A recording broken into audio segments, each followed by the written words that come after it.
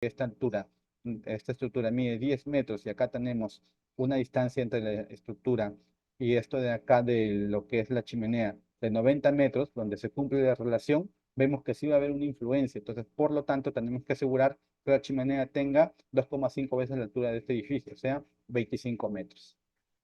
¿Ya? Esas son las consideraciones que se debe tener para plantear o planificar la ubicación de una chimenea para evitar este efecto Bollin-Dowers. Entonces, ahí me sirvió como una herramienta de planificación. Ahora, vamos a ver cómo es la aplicación como una herramienta para determinar un área de influencia. En un proyecto minero, cuando nosotros vamos a determinar en un estudio el área de influencia, lo hacemos principalmente considerando la ubicación de los componentes mineros, lo hacemos considerando la población, la ubicación de las poblaciones más cercanas, ¿no? Esto anticipándonos a posibles quejas, etcétera. También vemos lo que son los accesos al proyecto, vemos cuáles son las áreas ecológicas o agrícolas y naturales que puedan ser sensibles y que estén cercanas a mi área de proyecto. Por eso que CERNAC muchas veces te pide la ubicación, o que cuentes con una compatibilidad en caso que el proyecto se superponga con el área protegida o su zona de amortiguamiento, ¿no? ¿No? O también por la parte de biología, que ubiques áreas ecológicas sensibles. También un criterio que se considera son las cuencas hidrográficas, ¿no? En este caso, si el proyecto se superpone sobre una cuenca hidrográfica, también se considera para determinar una influencia. Y otro también que va aplicado al tema que estamos viendo es el modelamiento de calidad de aire. Muchas veces en los estudios se dice, ¿no? Los criterios que se consideran para limitar el área de influencia son A, B, C, D, los resultados obtenidos en el modelamiento de calidad de aire, pero no se especifica cómo es que se va a considerar este modelamiento o qué cosa estoy considerando este modelamiento para determinar influencia. En este caso, yo tengo que plantear las isolíneas de concentración o las isopletas.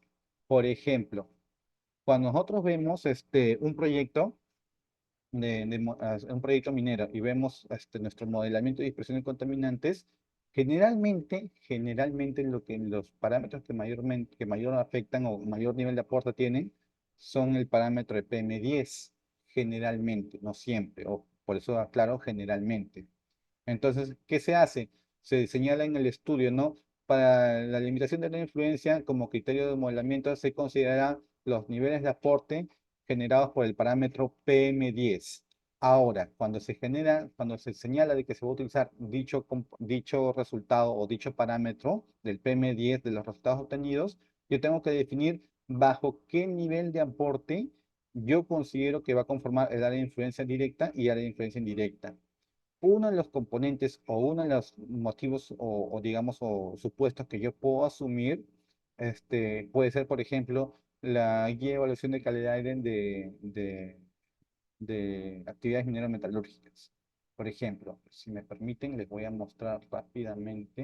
Un momentito, por favor. Un momentito, por favor. Esto de acá se utiliza bastante en lo que es la evaluación de la magnitud o significancia del impacto en lo que es modelamiento.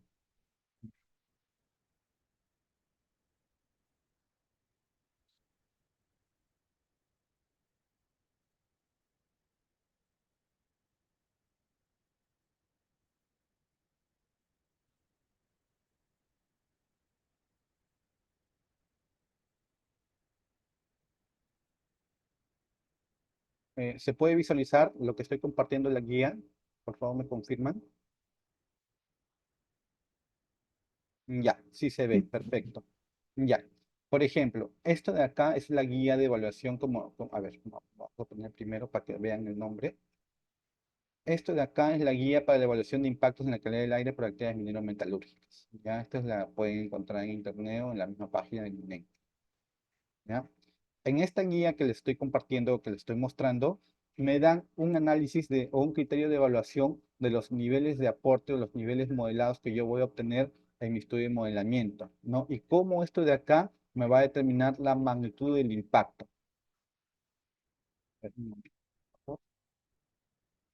Ya. Por ejemplo, supongamos de que mi máximo nivel de aporte contaminante, según esas isopletas o isolíneas de concentración, me salió que yo voy a tener una zona que va a tener un aporte de entre 70 a 80 microgramos por metro cúbico de PM10. ¿Ya? Entonces, considerando que mi ECA para PM10 para 24 horas es de 100 microgramos por metro cúbico y que mi nivel de aporte es de 80 microgramos por metro cúbico, este aporte máximo por mi desarrollo de modelamiento, tengo que evaluar la magnitud de este impacto para proponer mi área de influencia. Y yo decir que mi área de influencia va a estar conformado por aquellas zonas donde el nivel de aporte va a ser tener una magnitud moderada. Entonces, ¿qué me indica esta guía? La guía me dice, cuando tu valor R sea menor a 0,10, se tiene una magnitud del impacto que es insignificante. Cuando tu valor R sea 0,10 a 0,5, tu magnitud de impacto va a ser bajo. Y así se tiene para 0,5 a 1, moderado, y mayor a 1, alto. ¿Y qué cosa es el valor R? El valor R no viene a ser nada más que la relación entre el valor modelado, en este caso lo que yo estoy calculando como con mi sopleta, entre el valor referencial o valor guía. En este caso mi valor guía viene a ser mi ECA. Acá te dice,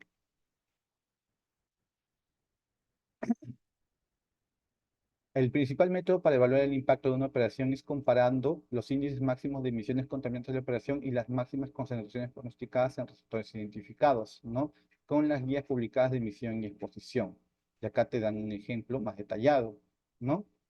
Y esto de acá, por ejemplo, para el caso que estamos mencionando, yo tengo que mi máximo nivel de aporte es de 80 microgramos por metro cúbico, ¿cierto?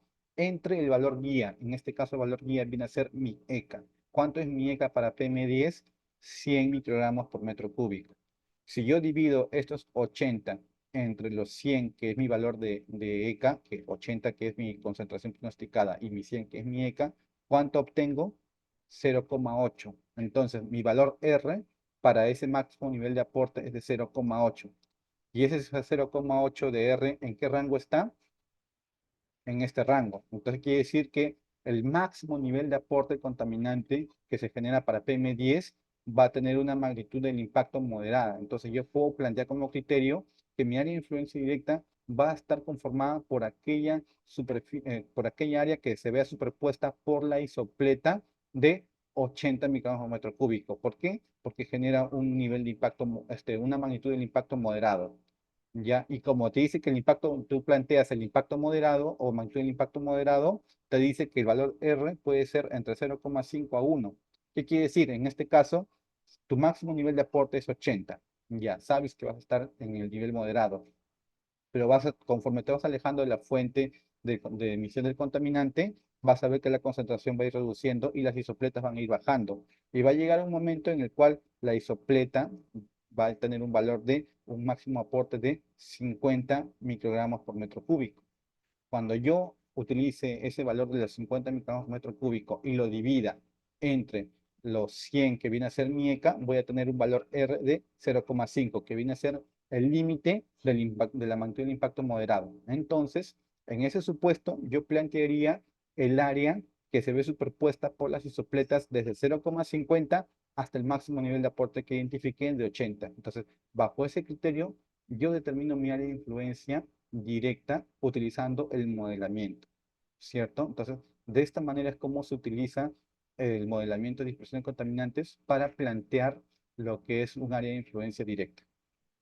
Y ahora, un criterio para delimitar un área de influencia indirecta puede ser aquellas áreas que se superpongan donde la magnitud del impacto sea bajo o insignificante. Entonces, cuanto más me voy alejando de mi fuente de generación de contaminante, voy a abarcar mayor área y por lo tanto la concentración va a ir reduciendo, hasta llegar a un punto en que la isopleta tenga un nivel de aporte de 10 microgramos por metro cúbico. Cuando yo divido estos 10 microgramos por metro cúbico entre el ECA, voy a tener un valor de 0,1. Entonces, justamente viene a ser el límite de la magnitud del impacto bajo. Entonces ya estoy determinando un criterio para el término de influencia directa con magnitud del impacto moderada y un área de influencia indirecta bajo la magnitud del impacto bajo.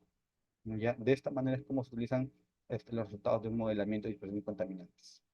No sé si está claro, tienen alguna duda o continúo.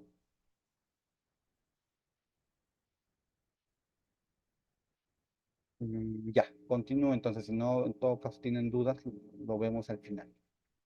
Bien. Eso me sirve un modelamiento como un criterio o una herramienta para determinar área de influencia. basado en el percentil 98 según el parámetro y el estándar de calidad, ¿no? Puedo conocer la dirección de los contaminantes hacia dónde van según la rosa de vientos. Puedo conocer cuál va a ser el receptor más sensible. En este caso, a dónde va a llegar, quién va a ser el receptor que va a recibir mayor con el nivel de concentración de aporte o etcétera, ¿no? Puedo conocer cuáles son las actividades críticas. En este caso, cuál es la actividad crítica que genera mayor nivel de aporte contaminante. Ahora, algo muy impactos, se dice, ¿no? Ya, esto va a ser lo que mayor aporte va a generar, pero no es así. Por ejemplo, supongamos un proyecto minero, ya que vamos a hacer su vía que va a construir una vía de acceso particular que va desde la sierra hasta la costa, o la parte de ceja selva hasta costa, como hay unos proyectos que he podido ver. Cuando yo estoy haciendo mi construcción de una carretera, tengo que hacer movimiento de tierras. Y muchas veces cuando uno ve movimiento de tierras, inmediatamente lo asocia con ¿qué? Con generación de material particulado. Y la generación de material particulado como aspecto, ¿cómo lo ve? Como potencial impacto a la calidad del aire. Entonces, ¿qué hago? Asocio la actividad movimiento de tierras con el aspecto ambiental, generación de material particulado, y por lo tanto digo que este aspecto ambiental va a generar el impacto ¿a qué? A la calidad del aire. Sin embargo, esto de acá puede estar bien si la actividad de movimiento de tierra lo desarrollo en la zona de costa, donde sé que no hay ningún tipo, no hay muchas precipitaciones, hay mayor velocidad de viento debido a la gradiente térmica, entre otras cosas. Pero ¿qué pasaría si este movimiento de tierras lo hago en una zona de selva, donde hay harta precipitación? El suelo donde yo voy a hacer el movimiento de tierras tiene un cierto porcentaje de humedad, ¿no? Y constantemente hay alta humedad relativa en el entorno y yo hago un movimiento de tierras, generaré la misma cantidad de nivel de partículas que en la zona de costa, no, posiblemente ni genere. ¿Por qué? Porque el tipo de las condiciones del suelo donde yo voy a hacer el movimiento de tierra son muy diferentes. Entonces, ¿acá qué quiere decir? Que si yo planteo el movimiento de tierras en una zona de costa, posiblemente sí este sea crítico, pero si lo planteo bajo otras condiciones, no necesariamente va a ser crítico, o hasta puede ser que no genere contaminante. Entonces, por eso hay que reconocer las actividades críticas. Y chicos, eso es muy importante. ¿Ya? No solamente en automático decir movimiento de tierras, material particulado. No, tengo que evaluar bajo qué condiciones se da. Por eso es importante conocer la línea base física de un proyecto para plantear cuáles son los aspectos ambientales y por lo tanto identificar los impactos. ¿Ya? Entonces, como herramienta de planificación, como herramienta de evaluación de impactos, me permite conocer actividades críticas y también me define los límites, ¿no? Del alcance de los aspectos ambientales. En este caso, a través de las isopletas, yo puedo saber cuáles son las áreas que se van a ver afectadas por el proyecto, ¿cierto? Ahora, un poco de lo que les explicaba, esto de acá de la concentración de evaluación en el proceso 38 según parámetro y estándar.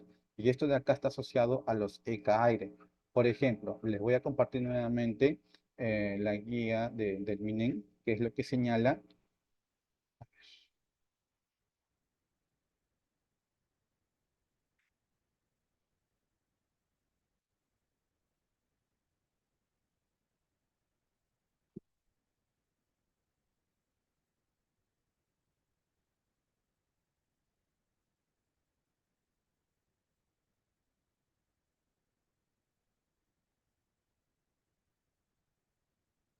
Disculpen, ¿se está visualizando mi pantalla la guía de evaluación?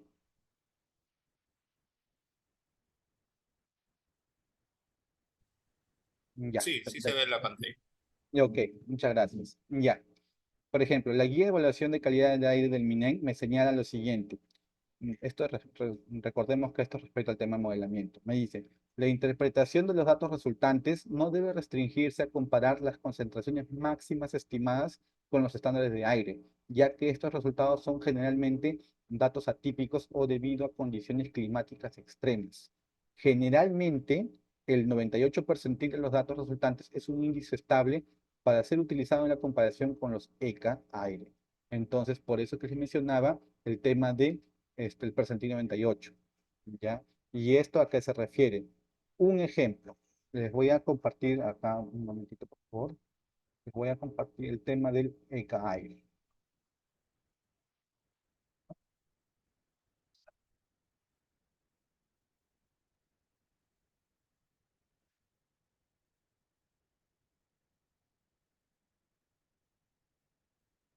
Ya, vamos a continuar el ejemplo con el parámetro PM10, pero también se puede aplicar con otros parámetros. ¿Ya, chicos? A ver, con el tema del parámetro PM10 tenemos nuestro ECA aire. Nuestro ECA aire nos dice qué cosa, que tenemos dos tipos de estándares o dos tipos de periodos. Para una evaluación de 24 horas, ¿no? Y también nos dice que tenemos para una evaluación de un periodo anual. Por un periodo de 24 horas me dice que el valor máximo del ECA es de 100 microgramos por metro cúbico y el criterio de evaluación ¿cuál es? Que no debe exceder más de 7 veces al año. Ahora, nosotros cuando hacemos un monitoreo de calidad de aire, o lo hacíamos antes de que entre en vigencia este protocolo de monitoreo que recomienda monitoreo por 5 días, ¿no? Dependiendo del parámetro, ¿qué se hacía? Cuando se hacía un modelamiento de calidad de aire, se hace en función a parámetros meteorológicos con un registro horario y con un mínimo de un año. Antes se pedía eso, hasta que entró en vigencia la guía o el manual técnico del tsunami que te indica de que cuando tú vas a hacer un modelamiento de aire, tienes que hacerlo con datos observados, o quiere decir con datos que tú tomas en campo con una estación meteorológica de mínimamente los 3 últimos años. Y si no tienes dato, digamos, observado o monitoreado, como se quiere decir, de los últimos 3 años, puedes utilizar dato modelado, pero tiene que ser de un periodo de los últimos 6 años. Entonces, bajo ese principio, antes no se exigía esos niveles de, digamos, de información meteorológica. Antes solo se consideraba el último año, de información meteorológica para un periodo de 1 hora. ¿Qué quiere decir? Que yo tenía, este, a ver, multiplicamos rápido. Si yo tenía data horaria, tenía 24 datos por día, por los 365 días del año. Entonces yo tenía 8.760 datos, ¿no? De parámetros meteorológicos. ¿Qué quiere decir? Que, digamos, desde el 1 de enero del 2023 hasta el 31 de diciembre de 2023, yo tenía datos de 1 hora. Y recordemos que cada hora los parámetros meteorológicos van cambiando, ¿cierto? Puede haber un momento en verano en el cual el viento alcanza una mayor velocidad y en invierno alcanza una menor velocidad porque no hay mucha amplitud térmica, ¿no? O la humedad relativa es alta en invierno y por lo tanto los vientos son bajos y no hay mucha generación de particulado, etcétera. Entonces, las condiciones climáticas que van a registrarse en todo el año por ese periodo de horas van a hacer de que cuando yo corra mi modelamiento voy a tener un punto en el cual voy a tener un máximo nivel de aporte, ¿cierto? Debido a las condiciones meteorológicas, ¿no? Pero puede ser que esas condiciones meteorológicas sean atípicas, sean que, uy, justo ahorita hubo un fenómeno del niño y de repente hubo una ola de calor inmensa, un niño global, como está ocurriendo ahora. Y las temperaturas, la sensación térmica en Lima puede llegar hasta los 43 grados centígrados. 43 grados centígrados asocia una mayor amplitud térmica. La mayor amplitud térmica está asociada a mayores vientos. Entonces puede ser que bajo esas condiciones atípicas tenga un máximo nivel de aporte. Pero Lima no necesariamente puede registrar una temperatura media de 40, 43, sino que la media puede ser entre 25 y 27 grados, digamos, en verano. Entonces, ¿qué quiere decir? Estos 43 grados o 40 que se registraron por un efecto atípico fue algo no representativo, algo que no ocurre siempre, algo que ocurrió bien, no, en fin, ocurrió un día y punto, ya no volvió a ocurrir más. Entonces, eso de ahí es una condición atípica y es algo que estadísticamente no es representativo. ¿Por qué? Porque se dio en condiciones que no son lineales en una zona determinada. Entonces, bajo ese criterio, yo tengo que descartar dicho dato, ¿cierto? Entonces, de los 8.760 datos que yo tengo para el parámetro PM10, vamos a hacer lo siguiente. Si tienen un Excel o tienen una calculadora, lo pueden hacer conmigo. Chicos, yo lo voy a abrir un pequeño Excel. Ya, a ver, permítanme, voy a abrir un pequeño Excel para que se entienda esto de acá. A ver,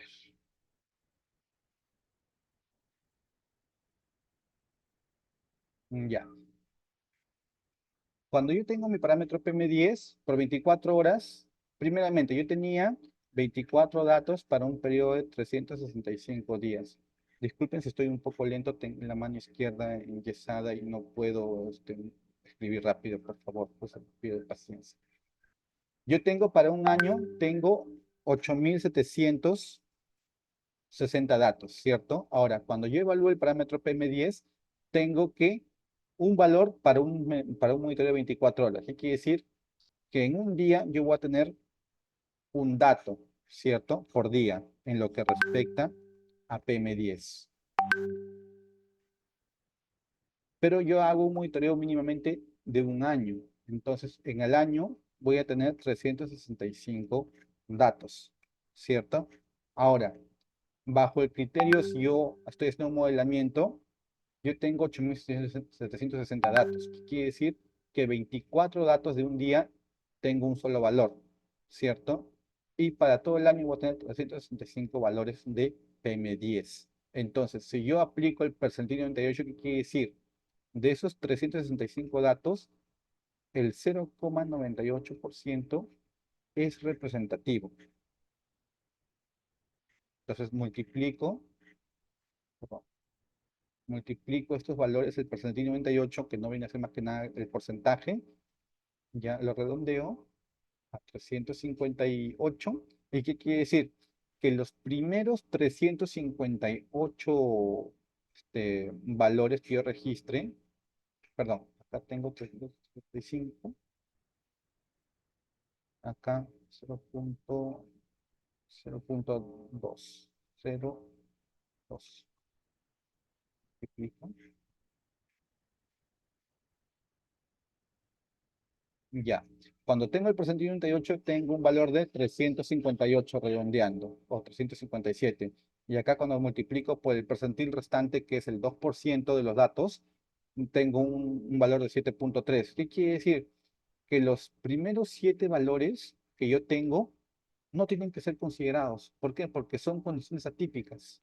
Ya, este es el percentil, el 2% percentil yo debo obviar, y este es el percentil de hecho que sí debo considerar. Entonces, bajo este criterio, yo tengo que descartar los primeros 7 datos que yo voy a registrar de esos 365 valores. ¿Por qué? Porque son bajo condiciones atípicas. ¿Qué quiere decir? Que puede haber ocurrido una velocidad del viento superior a lo normal, alta precipitación, etcétera, etcétera, muchas cosas. Entonces, de esos 365 datos que yo obtengo de mi modelamiento para un año de PM10, los 7 primeros valores yo los descarto. ¿Y cuál empiezo a utilizar? A partir del octavo valor, ¿no? Entonces, el valor, a partir del octavo valor, yo puedo ya considerar como si fuera una concentración crítica para evaluarlo, ¿ya? Por eso que mi guía del CENAMI, acá también les voy a compartir, por favor.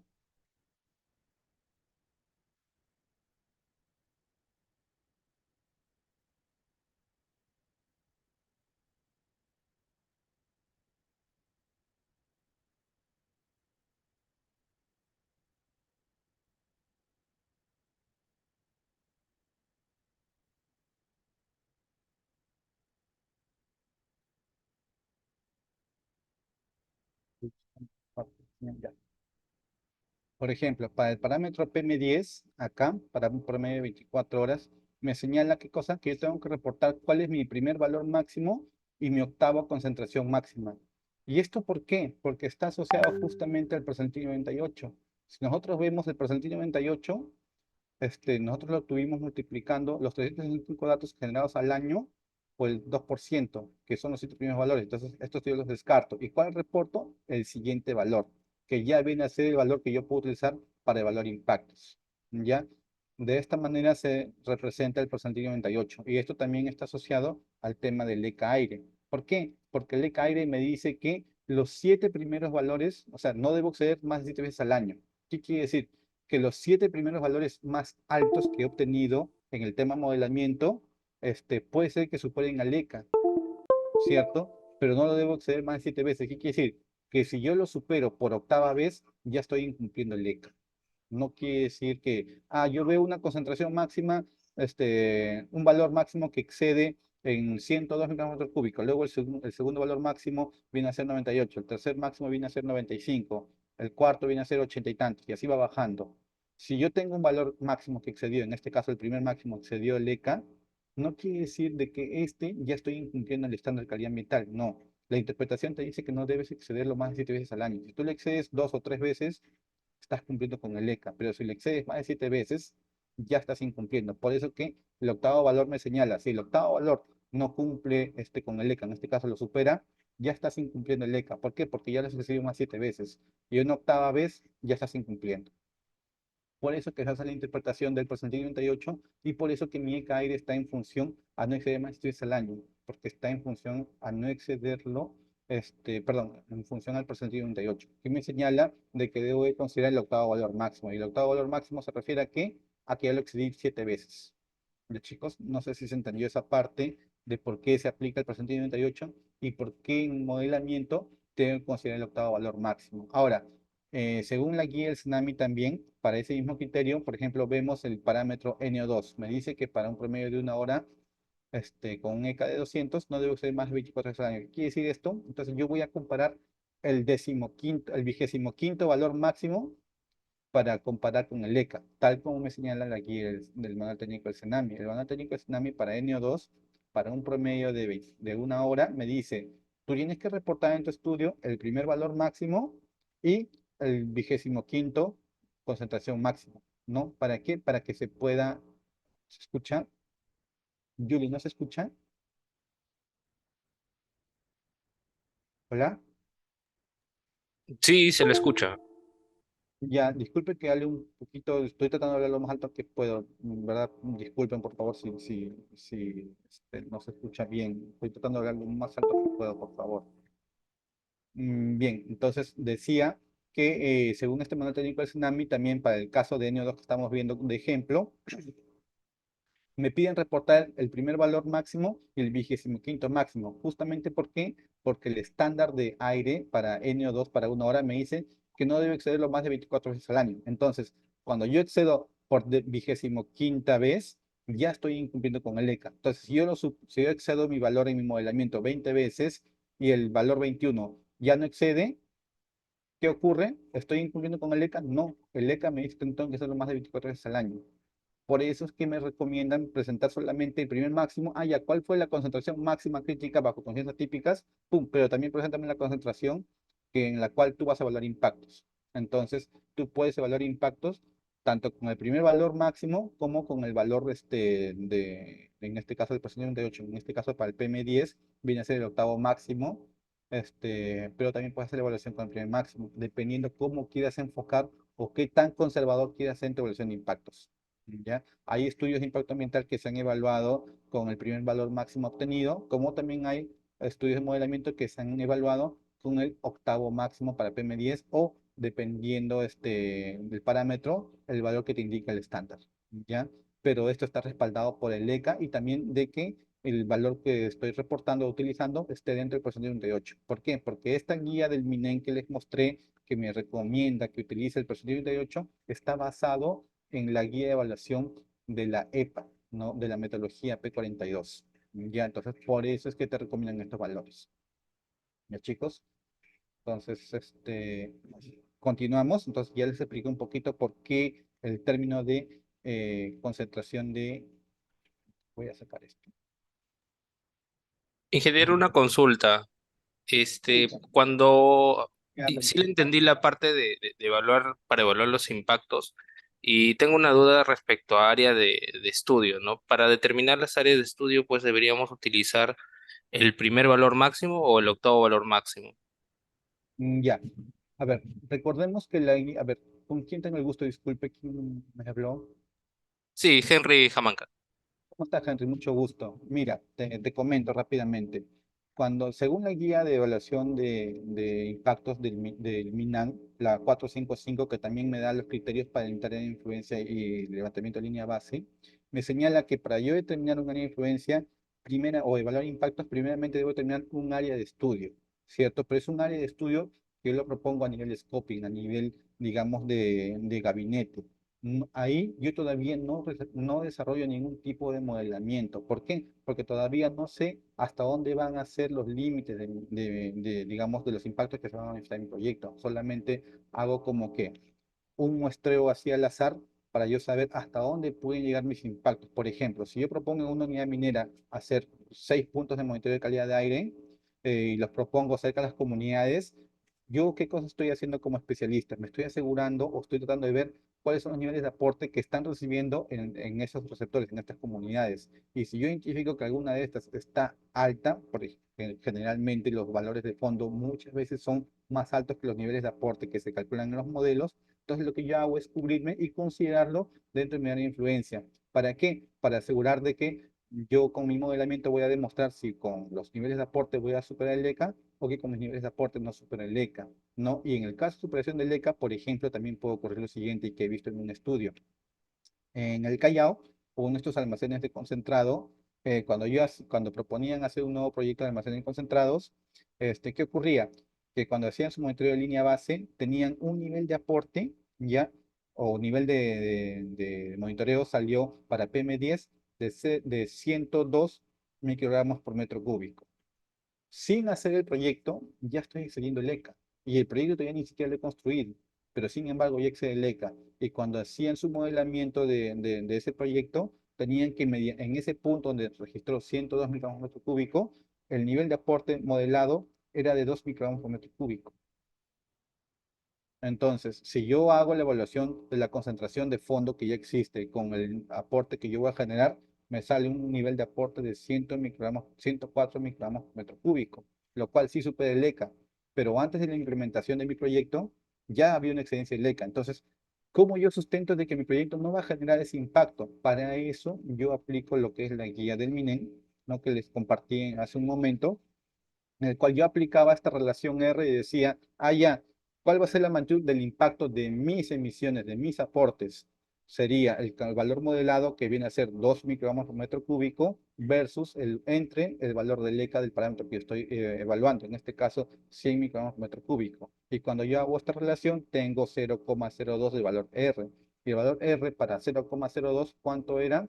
Insignificante. Entonces, de esta manera, yo podía haber sustentado de que mis actividades y mi proyecto no generaban ese tipo de impacto, ¿ya?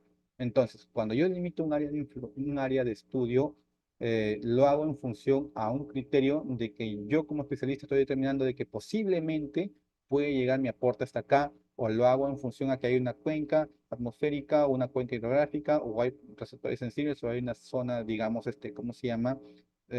Sensible o una zona crítica, digamos, ecológicamente hablando, ¿no? Ya, pero no lo hago todavía en función a cálculos. Lo que yo delimito mi área de influencia, ¿qué cosa es? Ya cuando yo tengo mis componentes y cuando ya tengo, mi línea base. Con mis valores de línea base, yo ya puedo saber hasta dónde va a ser mi alcance y a partir de ello hacer mi modelamiento y con mi modelamiento proponer las áreas de influencia. Lamentablemente el área de estudio, la misma guía, la 455 del MINAM, te señala de que lo haces en función a, digamos, a cierto análisis que tú haces en gabinete. O sea, no hay un criterio que tú delimites o utilices que digas, ¿no? Área de influencia, área de estudio, considera A, B, C, D, E. No, no hay una guía que te diga que tú vas a hacer de esa manera. Es en función a tu experiencia y a los datos o, digamos, o aspectos que tú puedas evaluar de tu proyecto y en torno a tu proyecto. Henry, no sé si con eso tienes alguna duda adicional o te absorbí tu duda. Sí, sí, la consulta era más porque había visto planteamientos de algunos colegas que hacían una especie de modelación bajo la metodología top-bottom Mm. para estimar un área de estudio, ¿no? Era por ello. Y bueno, aprovechando también quería saber pues si al momento ya de delimitar las áreas de influencia directa e indirecta, los resultados del modelo a utilizar también vendrían a ser el octavo valor en concordancia con lo que se está evaluando como impacto, ¿no? Claro, por ejemplo, en los proyectos de modelamiento que actualmente vengo evaluando en SENACE, he visto estudios en los cuales utilizan el octavo, por ejemplo, hablando para PM10, ¿no? Para PM10 como ejemplo. He visto modelamientos que utilizan el octavo valor máximo para delimitar el área de influencia directa, como criterio. ¿Por qué? Porque recordemos que la misma guía del CENAMI, como les compartí, los voy a compartir nuevamente, un momento, por favor. Está, un ratito, a ver. El manual técnico del CENAMI me dice que yo tengo que reportar, por ejemplo, PM10, el primer octavo y el primer valor máximo y el octavo máximo. Los ECAs me dicen que yo, para PM10, no tengo que hacer más de 7 veces al año, o sea, el octavo máximo. Y la guía de evaluación del MINEM que me dice que puedo utilizar el porcentaje 98, en este caso el octavo máximo para PM10, como valor para comparación con los estándares de calidad de aire. Entonces, si mi criterio es ¿cómo se llama? proponer el cumplimiento de ECAs, yo estoy asegurando el cumplimiento de ECA a partir del octavo valor máximo. Entonces, está bien plantear un área de influencia a partir de mi octavo máximo para PM10 o hacer mi evaluación de impactos con este valor. Si fuera el valor, digamos, mi proyecto va a generar harto NO2, para mi criterio varía, ya no voy a proponer PM10, ahora propongo el NO2 para una hora, ¿cierto? Y tengo que considerar el 25º valor máximo. Entonces, ese es el criterio. Entonces, en año 2 no consideraría el octavo máximo, consideraría el valor que me indica el ECA. Y el ECA me dice no exceder más de 24 veces, o sea, el 25º. Bueno, chicos, así se aplica para cada parámetro. ¿Ya? Bien, entonces voy a continuar para que no nos gane el tiempo.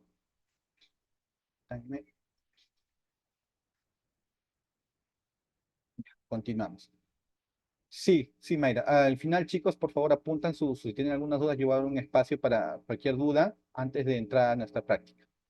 Bien, también veíamos que el software, perdón, los estudios de modelamiento de dispersión contaminantes me sirven como una herramienta de seguimiento y vigilancia. ¿Por qué? Porque cuando yo hago mi estudio de modelamiento, puedo conocer la distribución geográfica de la contaminación. ¿A través de qué? De las isopletas que estoy visualizando. También puedo conocer la tendencia de la contaminación atmosférica cuando hago proyecciones por año. Por eso que les decía que los modelamientos se hacen bajo escenarios: operación año 2, operación año 5, operación año 10, operación año 15, operación año 20. ¿Por qué? Porque yo cada año voy haciendo una proyección de incremento en lo que es la tasa de procesamiento de minerales, de concentrados, etcétera. Entonces, por eso lo hago en función a proyecciones, y con estas proyecciones yo puedo conocer tendencias, ¿no? Me permite hacer el seguimiento de un determinado foco de emisión. Por ejemplo, como les ponía el caso de la actividad crítica. Si yo sé que en mi unidad minera tengo, por ejemplo, que la planta chancadora es la que genera mayor foco de emisión, entonces si yo proyecto hacer un incremento de mis actividades, tengo que conocer cuáles van a ser el comportamiento, los niveles de aporte de la planta chancadora en función a las proyecciones que yo voy a hacer de crecimiento de mis actividades. Si inicialmente yo planteaba un procesamiento de 30 toneladas año, 30.000 toneladas al año, ahora planteo 50.000 toneladas, 50.000 toneladas por año al año 5 o 10 del proyecto. Tengo que conocer cómo va a ser la tendencia de mi planta chancadora. Entonces, de esa manera me sirve como una herramienta de seguimiento y vigilancia. Me permite conocer también posibles efectos sobre la salud, conociendo los niveles de concentración o los niveles de aporte, y más si estos están asociados a un receptor, digamos, sensible, ¿no? En este caso, una población, una vivienda, etcétera, ¿no? Me permite evaluar si voy a cumplir con los ECAs, como el caso que les mencionaba, ¿no? Si la línea base ya está excediendo el ECA, con mi aporte voy a superar el ECA. Obviamente ya está superando como línea base, pero si mi línea base tiene un nivel de aporte, o mi línea base tiene 95 microgramos por metro cúbico, y mi aporte de proyecto va a generar 6 microgramos por metro cúbico, ya hay un incumplimiento del ECA, porque si yo sumo el 95 línea base más mi aporte que yo voy a generar, tendría 101 microgramos por metro cúbico. Estoy incumpliendo el ECA. Entonces tengo que analizar cómo enfoco esto o qué análisis realizo. ¿Para qué? Para asegurar que mi proyecto no está generando el impacto, sino que de por sí la zona o el entorno ya está contaminado. Entonces, por eso también como herramienta de seguimiento me permite verificar el cumplimiento de los ECA, ¿no? Y me permite conocer alarmas para medidas de mitigación. En este caso, si yo veo que la actividad crítica que va a generar mayor nivel de aporte, según las proyecciones que yo voy a hacer, va a generar un aporte que puede superar el ECA, entonces tengo que poner medidas de ingeniería o unas medidas de control para asegurar de que no va a haber una excedencia del ECA, ¿no? Bien, ahora vamos a conocer la influencia de los parámetros meteorológicos en la dispersión de los contaminantes atmosféricos. La dispersión de los contaminantes se da por acción de tres mecanismos dominantes. El primero, que es el movimiento medio general del aire, las fluctuaciones turbulentas y la difusión de masa debido a gradientes de concentración. Estos tres mecanismos dominantes están influenciados por las condiciones meteorológicas presentes en cada zona o región. Y ahora, ¿cuáles son esos factores meteorológicos que influyen en la dispersión de contaminantes? Son varios parámetros, pero yo les voy a hablar principalmente de tres parámetros que desde mi experiencia influyen bastante. El primero de ellos es la radiación solar.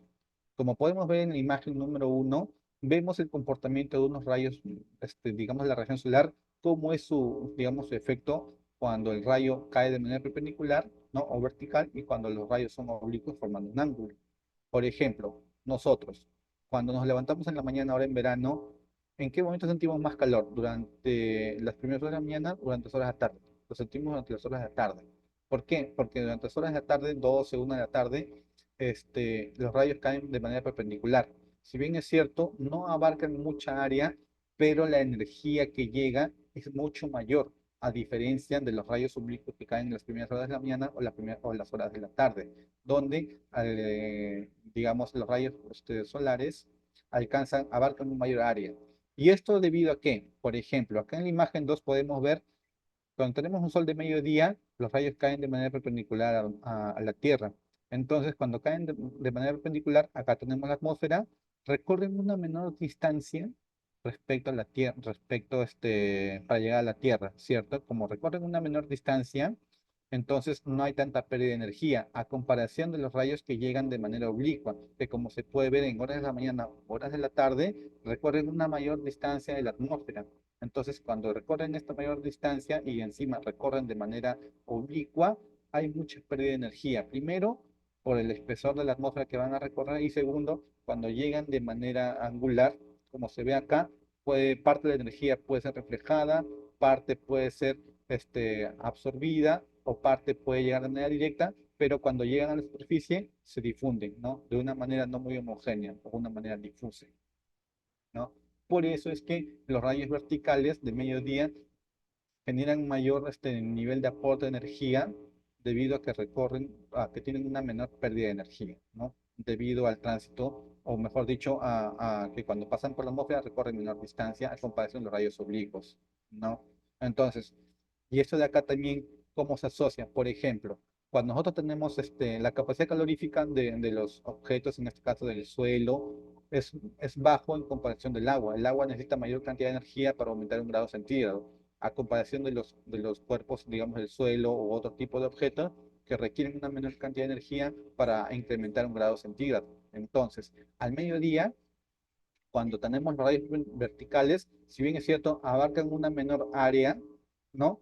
Pero tienen bastante energía. Entonces, como tienen bastante energía, los cuerpos que están digamos, que están en contacto con estos rayos solares, se calientan muy rápido y al calentarse entran en contacto con los vientos que están por encima de esta superficie que está siendo calentada. Entonces, al estar en contacto y calentarse por convección, ¿no? O porque están encima de esta zona, estos aires tienden a calentarse y cuando se calientan, ¿qué ocurre?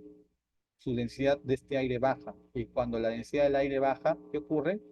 Tiende a incrementarse. Los vientos que están por encima de la zona que está en contacto con el suelo tienen mayor densidad que estos de acá. Entonces, como no tienen menor densidad, tienden a subir. Y estos que tienen mayor densidad, son pesados, bajan. Generan, ¿qué cosa? Los movimientos verticales o los presiones verticales conocidos como turbulencias. Entonces, justamente esto de acá, el desplazamiento de los vientos, etcétera, está asociado justamente a, a la radiación solar, ¿no? De cómo es que esto hace que caliente el aire que está en contacto con nuestra superficie, disminuyendo su densidad y por lo tanto generando de que este con menor densidad se incremente y este con mayor densidad baje, o los aires que están en esta zona con menor densidad, con mayor densidad ocupen esos espacios vacíos, lo que se conoce como lo que es la brisa marina y la brisa terrestre, ¿ya? ¿Por qué? Por ejemplo, cuando nosotros tenemos la capacidad, cuando tenemos en las madrugadas, tenemos de que se alcanzan las menores temperaturas, este, el agua tiene mayor temperatura en comparación de la superficie terrestre. ¿Por qué? Porque el agua tiene mayor capacidad calorífica y por lo tanto no pierde tanta energía. Entonces, el agua se mantiene a una mayor temperatura en comparación del suelo. Entonces, los aires que están en contacto con la superficie marítima van a estar más calientes y por lo tanto van a tener a reducir su densidad. Cuando reducen su densidad, van a tender a subir, ¿cierto? Van a tender a elevarse. Y los vientos que están en la superficie terrestre, que tienen menor densidad porque está más frío, van a ocupar estos espacios vacíos que dejan estos aires, estas masas de aire que están en la superficie marítima. Entonces, va a haber este desplazamiento de que el viento va a soplar del continente hacia el mar, lo que se conoce como brisa de tierra. Y ahí esto ocurre generalmente en horas de la mañana. Por eso es que se dice que los pescadores salen a hacer sus actividades en horas de la madrugada, porque los vientos están a favores y los desplazan más, mar adentro, ¿ya? Bueno, esto ya les expliqué un poquito cómo se asocian los rayos del sol cuando llegan a la superficie, no parte es reflejada por las nubes, parte llega de manera directa y parte de estos rayos solares son reflejados de manera difusa.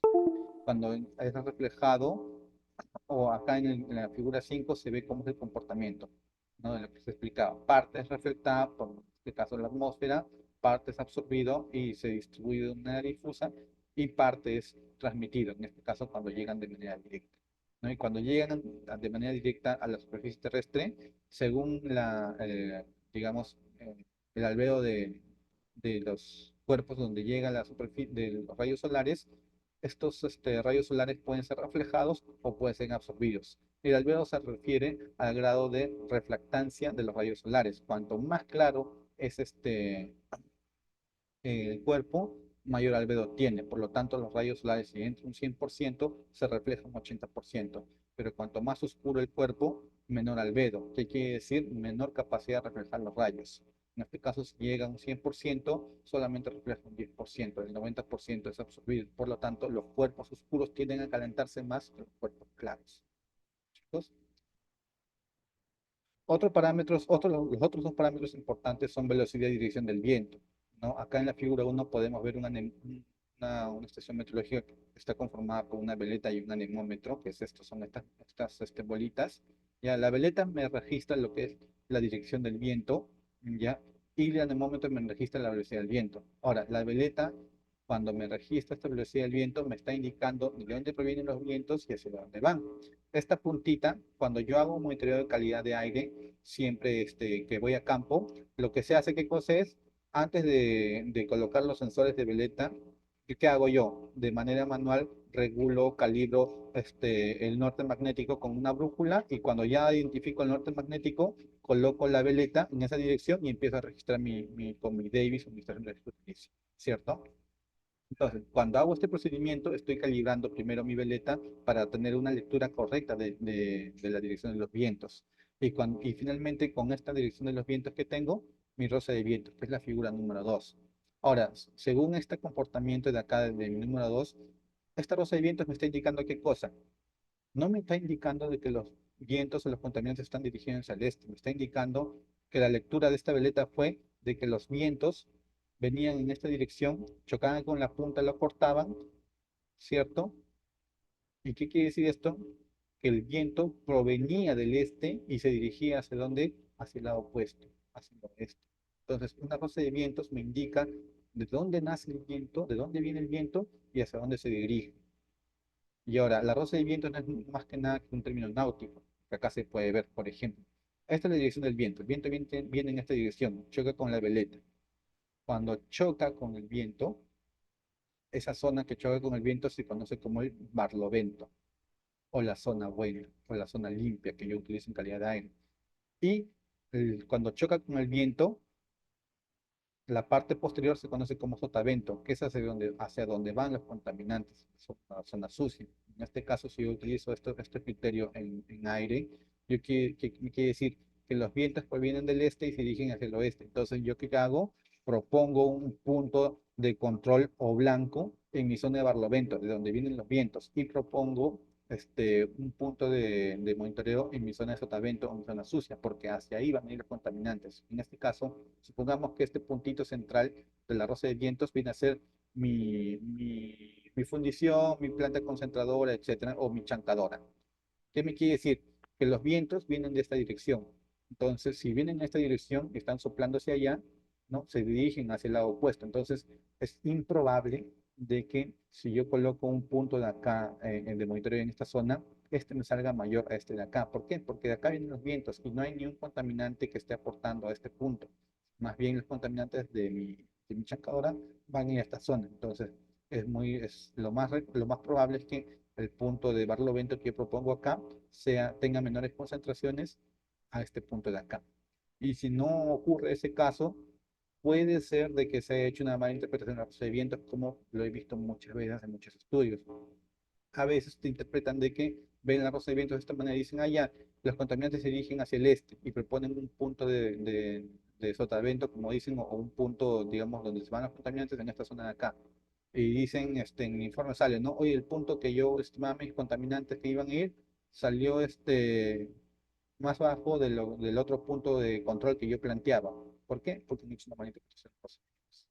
¿Ves, chico? Entonces, esos son los parámetros que debo tener en cuenta respecto a los parámetros que influyen en el modelamiento. La dirección, velocidad del viento para saber hasta dónde se dirigen los contaminantes, qué tanto pueden llegar y lo que es la radiación solar para conocer cómo va a ser el comportamiento respecto a las inversiones térmicas que pueden haber. Ahora vamos a ver una introducción a la dispersión gaussiana. Bueno, el modelo de dispersión gaussiana es un modelo matemático de dispersión atmosférica que busca simular el comportamiento de la pluma emitida, no, de una pluma emitida para fuentes a nivel del terreno o a la altura de una chimenea localizada en un punto fijo. Generalmente se aplica a fuentes fijas, chimeneas, centrales hidroeléctricas, etcétera. Pero también tiene variantes y adecuaciones que permiten de que esta dispersión gaussiana se aplique para otro tipo de fuentes como son fuentes de área, fuentes lineales, etcétera. Chicos. Entonces, vamos, ¿cuáles son las suposiciones de un modelo gaussiano? Un modelo gaussiano tiene ciertos supuestos y limitantes. El primero de ellos es que las condiciones meteorológicas son uniformes, ¿no? Se considera que son uniformes. La velocidad del viento es constante en cualquier punto del sistema de coordenadas. El contaminante emana de una fuente de forma continua, no es una fuente de forma irregular. El proceso de dispersión está en estado estacionario. Ahora, lo dicho anteriormente, el contaminante emana de una fuente de forma continua. Esto de acá se asocia a que tenemos que, para hacer un modelamiento, tenemos que identificar una fuente que emita el contaminante de forma continua.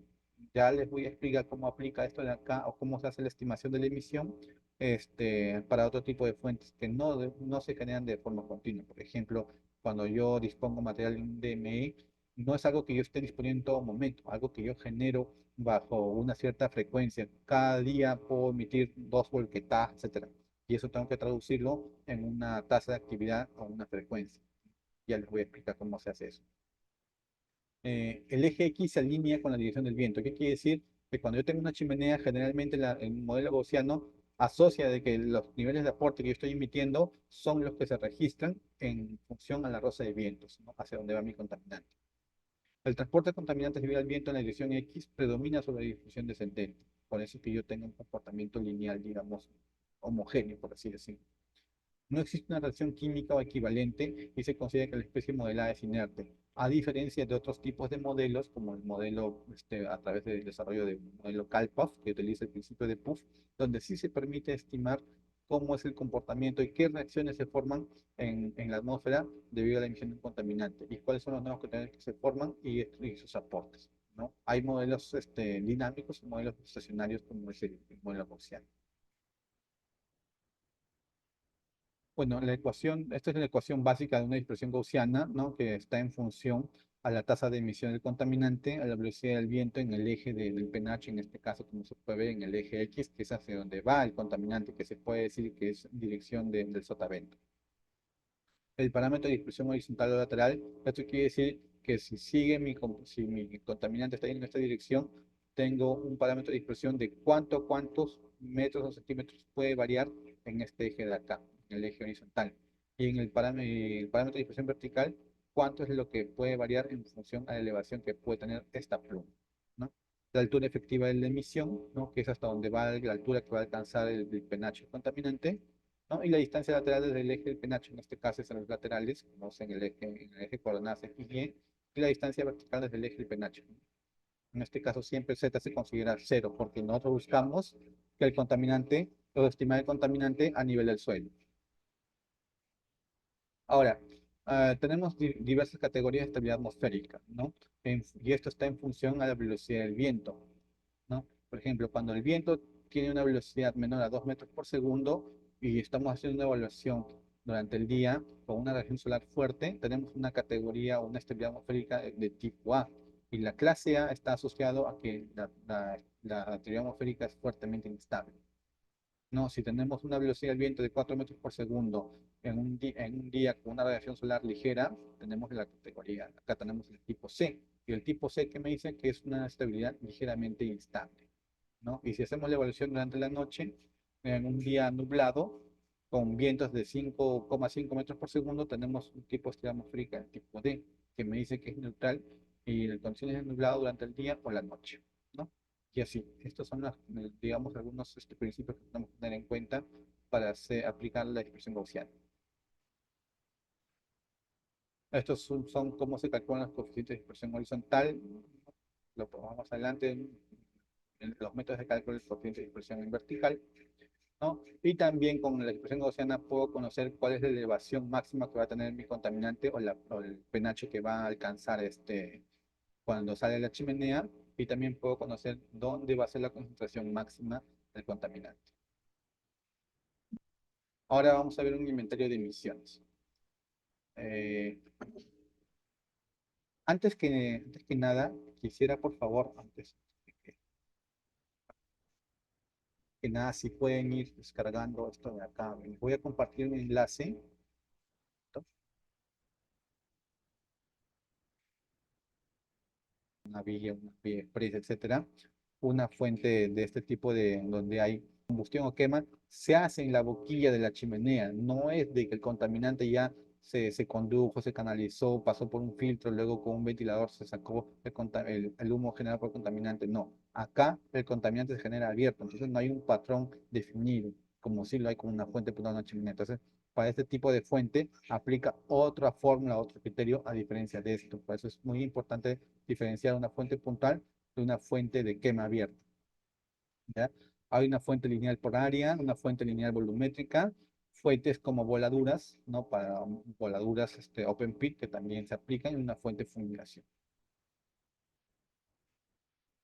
Ahora, un inventario de emisiones se hace a través de los factores de emisión. Entonces, un factor de emisión es un valor o una expresión que relaciona en lo mayor posible, de manera numérica, la cantidad de emisión de un contaminante con la actividad que lo genera. ¿Ya? Eso es un factor de emisión. ¿Ya? Y el factor de emisión me permite estimar la tasa de emisión, que es lo que yo utilizo en mis modelamientos. Por ejemplo, mediante esta fórmula que señala la EPA, me dice que este E representa mi tasa de emisión. Las tasas de emisiones es muy importante tener en cuenta de que siempre van a estar expresados en una unidad de masa sobre tiempo. Puede ser gramos por segundo, kilogramos por día, kilogramos al año, toneladas por año, etcétera. Siempre mi tasa de emisión tiene que estar expresado en unidades de masa sobre tiempo. De chicos, eso recuerden, es muy importante.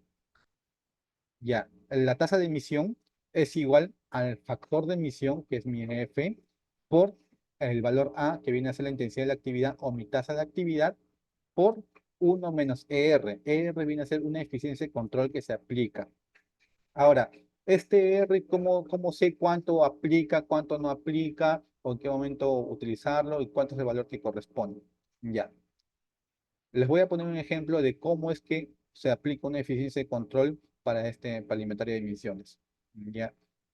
A ver, cuando nosotros hacemos una evaluación de impactos, existen dos tipos de impactos, un impacto potencial y un impacto residual. Un impacto potencial es aquel que ocurre sin la aplicación de ningún tipo de medida de manejo, es aquel que va a ocurrir. Y un impacto residual es aquel que aún persiste una vez aplicada la medida de manejo o medida de control.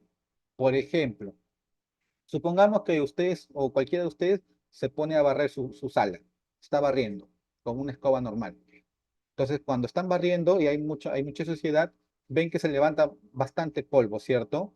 Ese polvo generado me va a generar un nivel de aporte o una concentración de polvo que yo voy a aportar al entorno que ya existe. Eso de ahí es un impacto potencial, ¿cierto? ¿Por qué? Porque estoy generando un aporte sin un tipo de medida de manejo. Ahora, ¿qué pasaría si yo agarro mi baldecito, le echo un poquito, le esparzo un poquito de agua? ¿Qué ocurre? El nivel de polvo que se genera va a ser mucho menor en comparación de lo que yo barrí por primera vez sin ningún tipo de medida, ¿cierto? Pero aún así, aplicando agüita, ya genero polvo, pero en una menor cantidad. Ese polvo que se genera y que va a hacer que haya un nivel de aporte de este material particulado, va a ser un impacto residual. ¿Por qué? Porque todavía está generando un aporte a pesar de que yo apliqué una medida de manejo, ¿cierto? Ahora, en este caso, esta medida de manejo que yo apliqué, que agarré agüita y empecé a regar, es una medida de ingeniería o es una medida que yo adopté para contrarrestar la generación de polvo. Es una medida que yo apliqué para contrarrestar esta generación de polvo. Ahora, ¿qué pasaría si en un supuesto yo compro una escoba súper así compleja que aplica una tecnología de que cuando se mueven las cerdas automáticamente sale un chorro de agua que viene en un tanquecito conectado, etcétera? ¿Qué quiere decir? Que yo compré esta super escoba y conforme voy barriendo ya no va generando polvo. ¿Por qué? Porque está aplicando un chorro constante de agua. Pero esa es una escoba que yo compré, que viene con esa tecnología.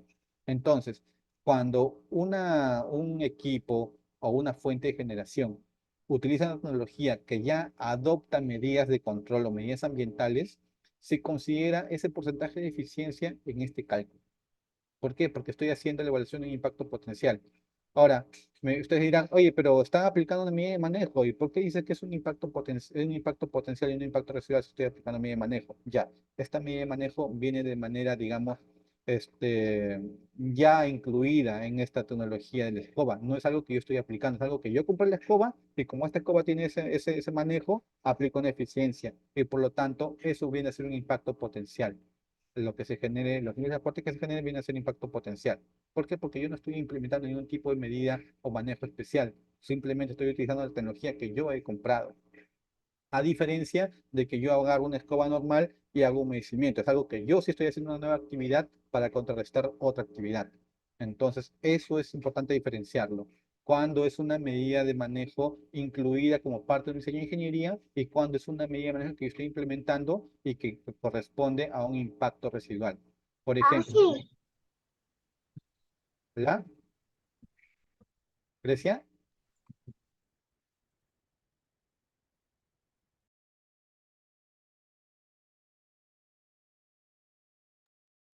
¿Hola? Disculpe, profesor, se marcó sin querer. Ya, no, no hay problema. Continúo entonces. Entonces, se entendió la idea de lo que es el impacto potencial y el impacto residual. Un impacto residual es aquel que ya contempla medidas de manejo. Entonces, como yo estoy aplicando una medida de manejo, no puedo decir de que ya viene incluido, digamos, dentro de la tecnología de una fuente de emisión, ¿cierto? Entonces, tengo que diferenciar ello para hacer la evaluación de impactos potenciales e impactos residuales, porque la guía del MINAN, la guía de evaluación de impactos aprobada mediante la RM 455-2018 del MINAN, me señala que yo puedo hacer modelamientos considerando medidas de manejo y sin medidas de manejo. Y ahí es lo que ocurre el problema en el desarrollo del modelo, porque tengo que saber diferenciar cuáles son las eficiencias que se manejan, que se incluyen como parte de la eficiencia de control y que van a ser parte del impacto potencial, y cuáles son aquellas medidas de manejo que yo estoy aplicando como un PMA o un EMA y que van a formar parte del impacto, ¿qué cosa? Residual o con medidas de manejo. ¿Ya, chicos? Entonces, recordemos que las unidades de el factor de emisión y la tasa de actividad deben estar relacionadas para que puedan eliminarse, ¿no? Y quedarse unidades de masa sobre tierra, ¿no? El factor de emisión puede ser una constante, un valor calculado en función de valores que parametrizan la actividad. Acá, uno de los enlaces que le compartí en el chat corresponde a la metodología P42 de Estados Unidos para hacer la estimación del inventario de emisiones. Ya, también se puede utilizar este enlace de acá. A ver, les voy a compartir este enlace también, ¿ya?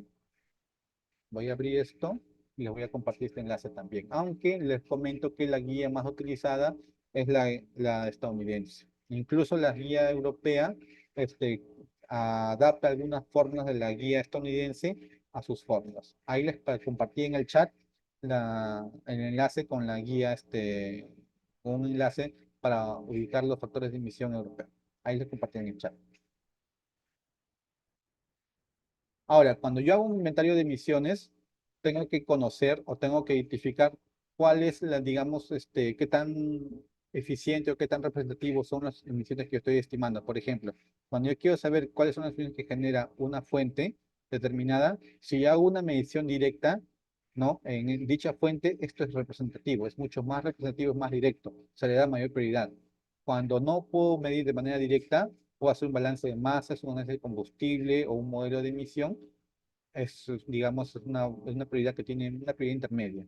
Y cuando no aplico ni uno de la medición directa ni una fórmula indirecta, sino que aplico una relación empírica, en este caso los factores de emisión que les he pasado, ¿no? Digamos que no es tan representativo, pero igual se puede utilizar para lo que es el inventario de emisiones. Ya recordemos que las unidades de una tasa de emisión está expresado en masa sobre tiempo, que posee gramos por segundo. También puede estar expresado en masa sobre área por tiempo, cuántos gramos genero por segundo por cada metro cuadrado, o también puede ser en función a la masa sobre tiempo por la longitud. Cuántos gramos por segundo genero por cada metro recorrido, según el tipo de actividad. Ahora vamos a ver una introducción al sistema de modelado ARMOD. Este, Para conocer un poco el sistema ARMOD tenemos que conocer unas escalas de modelamiento. Y las escalas de modelamiento o aplicación lo vamos a basar en función al tipo de modelado que se hace. Por ejemplo, hay un tipo de modelado que se hace conocido como el screening, que es un modelamiento preliminar de detección, y hay un modelo detallado, que es refinado, que ya aplica los softwares más complejos. ¿Cuál es la diferencia entre ambos tipos de modelos? El modelo screening, el cual es preliminar de detección, genera estimaciones en un peor caso, en este caso en un caso hipotético en el cual las condiciones son muy desfavorables. Por ejemplo, el primer valor máximo que yo puedo estimar de los parámetros meteorológicos, ¿no? Simplifica el uso de un modelamiento refinado, o sea, quiere decir que me permite discriminar si voy a requerir o no un modelo más refinado. Simula todas las situaciones meteorológicas posibles en todas las direcciones. Esto les voy a explicar mediante un ejemplo. Algunos modelos aceptan parámetros geofísicos, ¿no? Y me permite la evaluación de impactos de manera referencial, ¿no? Cuando yo desarrollo un modelo de tipo streaming, no es que yo tengo que considerar que esto ya es definitivo y que con esto hago la evaluación del impacto. No, este es un modelo preliminar, algo que yo tengo que usar de manera referencial. Por algo se dice que es un modelo preliminar o de detección. A diferencia de un modelo detallado o refinado en el cual puedo generar estimaciones para diversos escenarios de modelamiento, proyecciones en lo que es tasa de producción de una unidad minera, una fundición, incremento de vehicular, etcétera. Puedo generar estimaciones para diversos escenarios. La data meteorológica puede ser observada o simulada, lo que les decía, ¿no? Según la guía del manual técnico del tsunami, te piden si es observado los 3 últimos años y si es modelado o simulado los 6 últimos años. Es un poco más complejo su uso de estos modelos y requiere mayor entrenamiento, ¿no? En esto sí hay que tener bastante expertise. Los modelos que pueden estimar, los modelos pueden estimar transformaciones de contaminantes debido a la química atmosférica, ¿no? Se considera un modelo dinámico y disminuye la subjetividad e incertidumbre en la evaluación de impactos, ¿no? Y esto de acá es según lo que señala la guía de evaluación de impactos del MINA. Ahora, dentro del software del ARMOD se tiene un sistema conocido como el ARMET, que es un procesador de datos de parámetros meteorológicos, ¿no? Y como producto de dicho proceso, lo que se obtiene como este proceso sirve de input para el procesador del ARMOD View. O sea, no es que yo utilizo el ARMOD es un paquete de varios subprogramas y uno de ellos es el ARMET, que va a procesar los parámetros meteorológicos.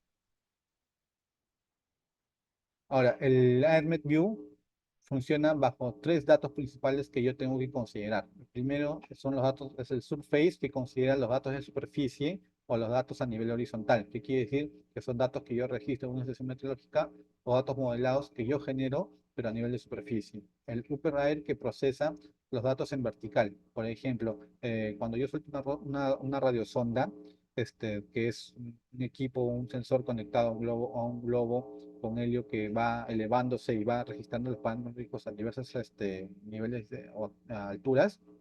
Esos parámetros meteorológicos que se registran se procesan con el upper air y los sectors. Los sectors son los tipos de superficie que están alrededor de la estación meteorológica o la unidad que yo voy a modelar para saber si la superficie es tipo desértica, tipo vegetación, tipo marítima, etcétera, etcétera. ¿Por qué? Porque según el tipo de suelo que esté en mi zona de proyecto o zona donde yo estoy haciendo los parámetros meteorológicos o estoy procesando estos, van a variar. Por ejemplo, una zona donde hay bastante vegetación va a tener una rugosidad muy diferente a una zona marítima o una zona desértica. Tienen comportamientos diferentes. Por lo tanto, es importante definir cuáles son los sectores que conforman mi zona de modelado. estos tres parámetros yo voy a ingresar a mi procesador de ARMET, y voy a obtener dos tipos de archivos. El archivo que es el source file y el profile, que son los archivos que yo voy a ingresar a mi software ArmorView para su procesamiento. Esto les explico rápidamente, chicos, porque si yo me pusiera a explicarles el funcionamiento de cada uno de estos, voy a demorar muchísimo más y no me van a entender. No es algo que yo pueda hacer en pocas horas. Y chicos, por eso les explico así para que tengan el conocimiento general. No detallo, no entro en profundidad mayor a esto porque no va a alcanzar el tiempo. Para los datos meteorológicos en superficie, para el ARMET que procesan, son esos tipos de datos meteorológicos bajo estos procesadores, ¿no? El SCRAN, el SANSO, que se genera a través del Excel, y el TD35050, el ISHD, que es lo que generalmente te obtienes cuando haces una data modelada.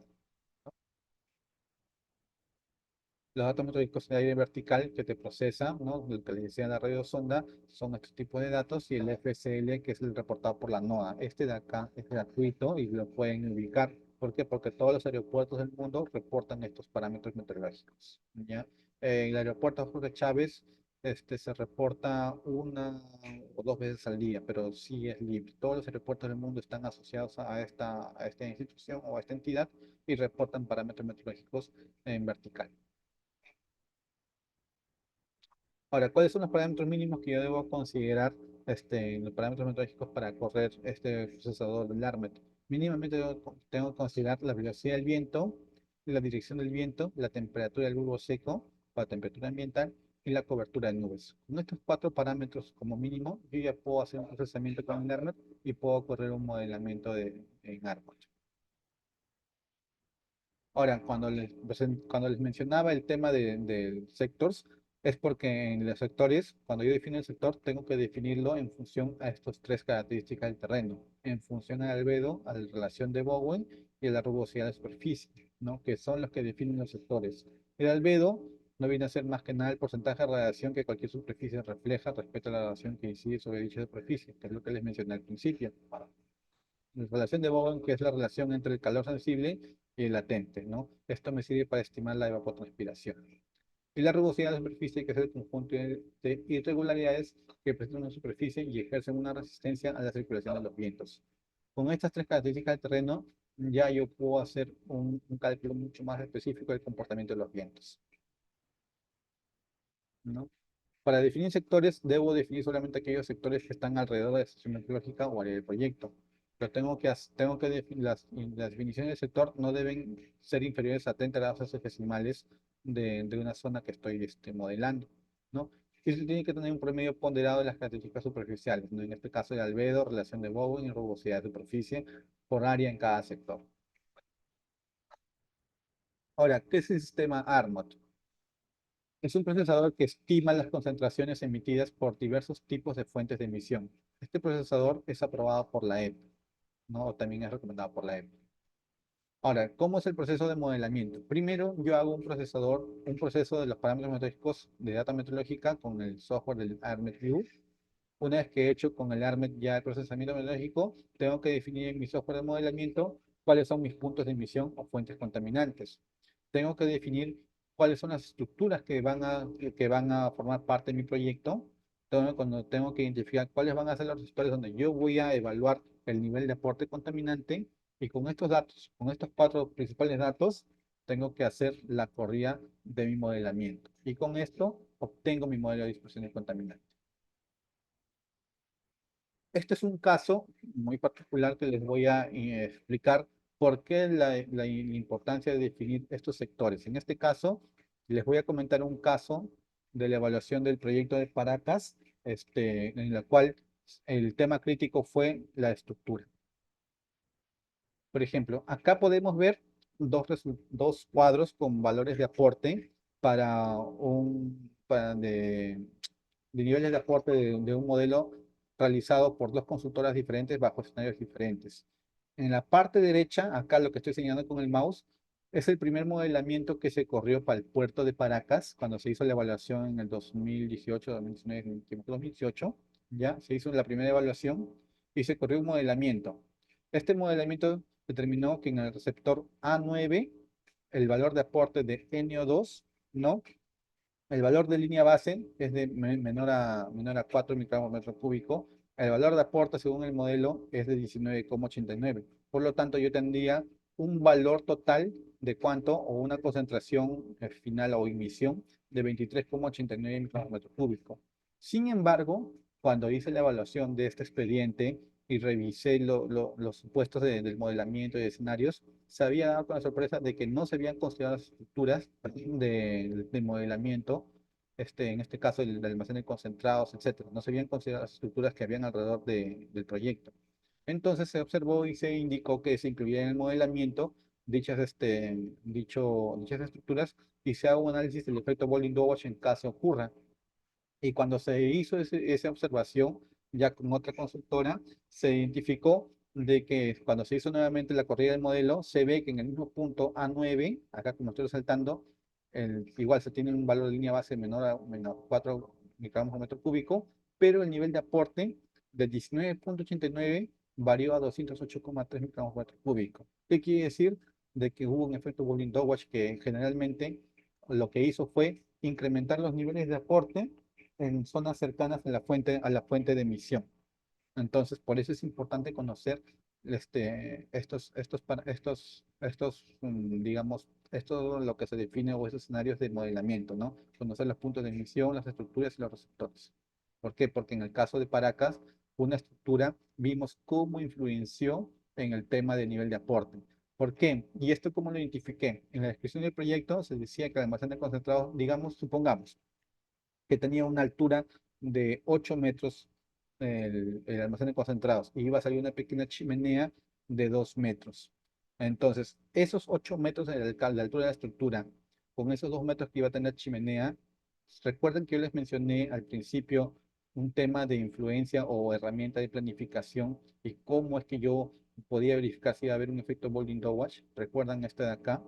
Entonces, si yo tengo mi altura de la estructura, en este caso del edificio o el almacén concentrado que tiene 8 metros de altura, y mi chimenea va a salir por 2 metros, yo a simple vista, por mi experiencia, sé que no va a cumplir esta relación y qué cosa va a ocurrir, este efecto Golden-Dawes.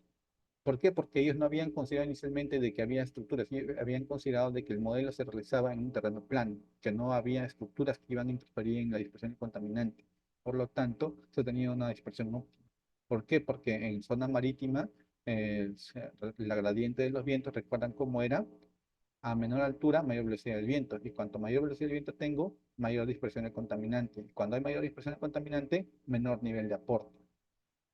Por lo tanto, ya con esa experiencia se hizo la observación de que se considera las estructuras todo, ¿no? Porque me parecía muy extraño y efectivamente cuando se hizo la corrida del modelo se vio que el nivel de aporte, incluso acá habían considerado el primer valor máximo, pero cuando se hizo la corrida del modelo ya no consideraron el primer máximo, consideraron el 24º valor máximo más alto. Imagínense cuánto salía el primer valor máximo, mucho más alto, casi llegando a 900 microgramos por metro cúbico. Entonces, se dan cuenta de la importancia de conocer esos escenarios de modelamiento. Ya hablamos de un proyecto, pero con modelado bajo diversas condiciones o escenarios. Por eso es importante conocer las tasas de emisión, las estructuras, los receptores y las fuentes de emisión. Ya chicos, con eso, de esa manera se puede identificar muchos aspectos que pueden estar siendo alterados en un estudio de modelamiento. Bueno, recordemos siempre que invertir en conocimiento produce siempre los mejores beneficios, ¿no? ¿Tienen consultas o dudas o comentarios, chicos, antes de pasar a lo que es un caso práctico?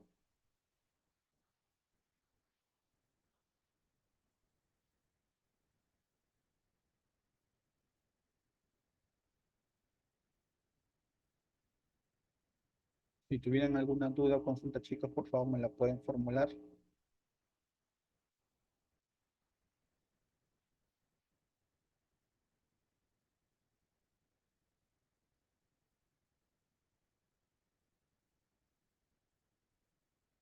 Mm, Bien, si no hay consultas, no hay alguna duda de lo expuesto, todo está claro, chicos, entonces vamos a ir a un pequeño descanso de unos 15 minutos y volviendo vamos a hacer un caso práctico en el cual les voy a compartir este estudio de modelamiento. No, a ver,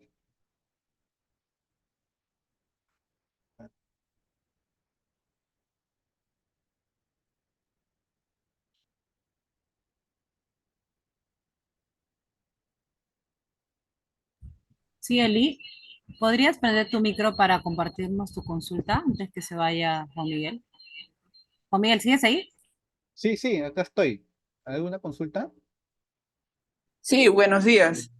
Bueno, Bueno, mi consulta era que en los proyectos que se haga, o sea, los informes, es necesario presentar los gráficos de CONESA sobre los parámetros de calidad de aire.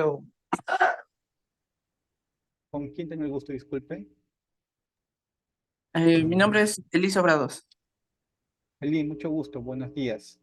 Mira, cuando yo hago mi evaluación de impactos a través de una metodología con esa, lo que yo hago es una evaluación de los atributos que considera la metodología, ¿cierto?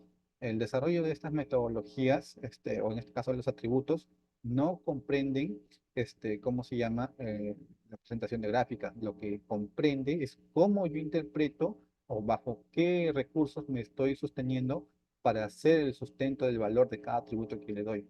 Uno de los atributos de lo que considera con esa es intensidad, ¿cierto? La intensidad del impacto. Si este es bajo, leve, alto, etcétera.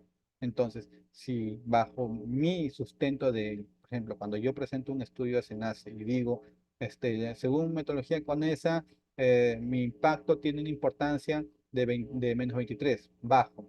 Y el evaluador te dice, ya, pero ¿cómo llegaste a este de menos 23 de importancia?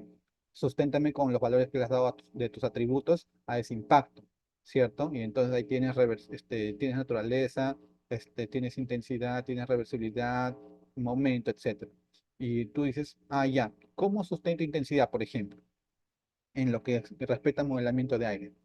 Yo digo, si veo que mis niveles de aporte están por debajo del 50% del ECA, puedo considerar que la intensidad va a ser baja o moderada. ¿Cierto? Y para esto, ¿cómo lo hago? Lo que les mencionaba. Yo particularmente cuando yo hago la evaluación de impactos, cuando yo he sido consultor, aplico esta metodología de lo que es, ¿cómo se llama? Del MINEM. ¿Por qué? Porque esta guía del MINEM me dice que la evaluación de la magnitud del impacto, que me puede servir como criterio para determinar la intensidad, que es uno de los atributos de la metodología con esa, me señala, ¿qué cosa? La magnitud del impacto en función a los niveles de aporte, que es justamente asociado al tema de modelamiento que estamos viendo. Entonces, con estas concentraciones de aporte y esta magnitud del impacto, yo puedo agarrarlo o usarlo como sustento para determinar que mi atributo puede ser un valor 1, un valor 2, un valor 3, un valor 4. Entonces, los gráficos que se obtienen de un modelamiento están en función a qué atributo de mi metodología yo quiero sustentar. No sé si con eso, Eli, te quedó un poco más claro. Sí, muchas gracias. No, de nada, no te preocupes. ¿Tienen alguna duda o consulta adicional, chicos? Si no, para ir al descanso.